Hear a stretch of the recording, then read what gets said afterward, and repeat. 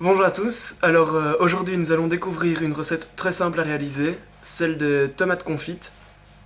Les tomates confites se servent dans des salades, carpaccio, euh, servent à la réalisation de pesto rouge, délicieux aussi. Donc voilà, on voit ça ensemble tout de suite. Donc voilà, pour la préparation des tomates confites, nous aurons besoin de tomates, évidemment, des tomates grappes, c'est la variété la plus utilisée pour ce genre de préparation.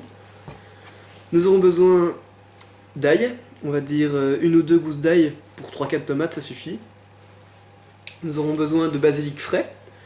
Donc voilà, le basilic frais c'est mieux maintenant, j'en avais plus beaucoup non plus.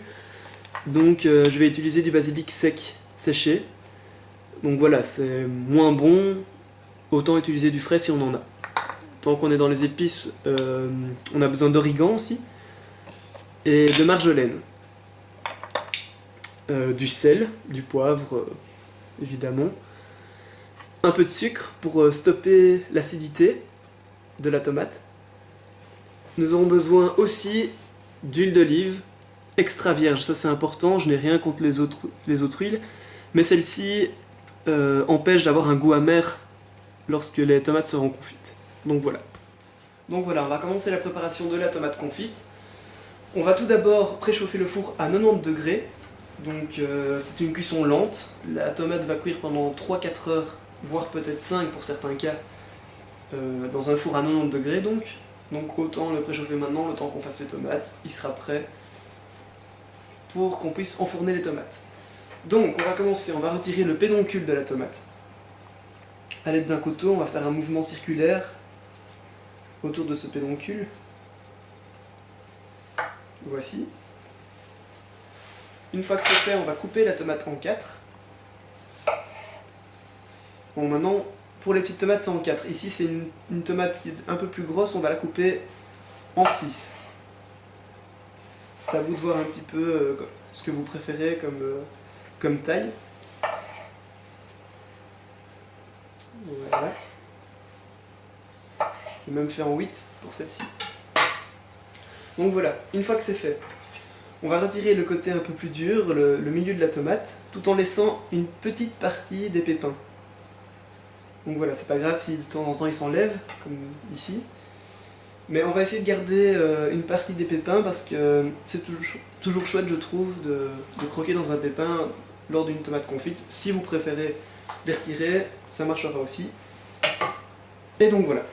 Maintenant que les tomates sont coupées, nous les disposons sur des plaques couvertes de papier sulfurisé pour les mettre au four.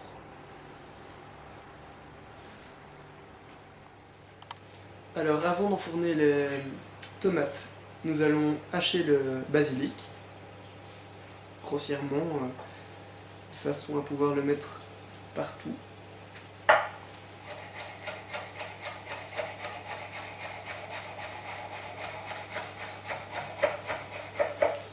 Peut-être donner un petit coup de dent. Voilà. On va le mettre de côté.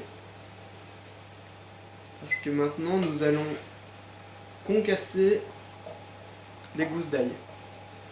Pour cela, nous posons notre gousse d'ail sur notre planche et à l'aide du couteau, on va appuyer dessus pour les concasser grossièrement.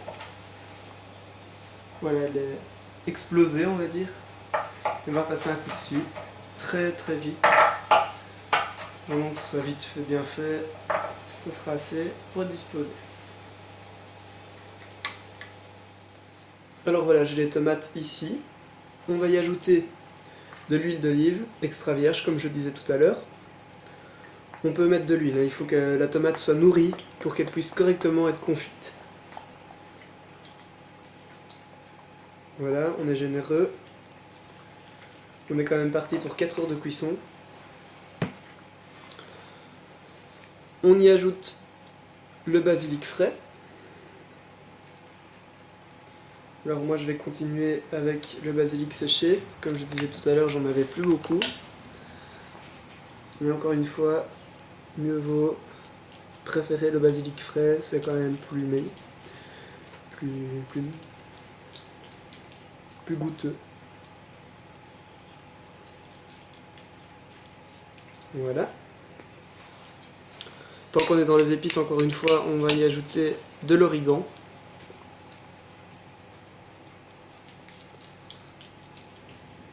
Voilà. Et un petit peu de marjolaine. Voilà. Du sel.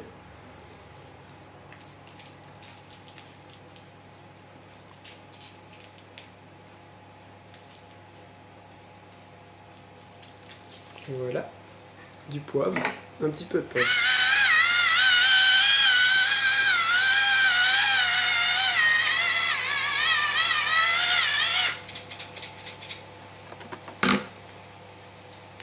Les gousses d'ail concassées qu'on a fait tout à l'heure.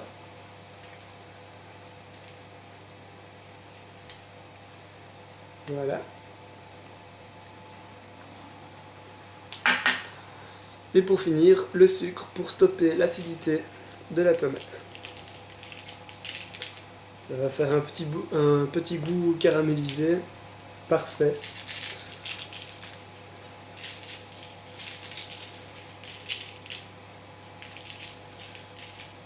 Voilà.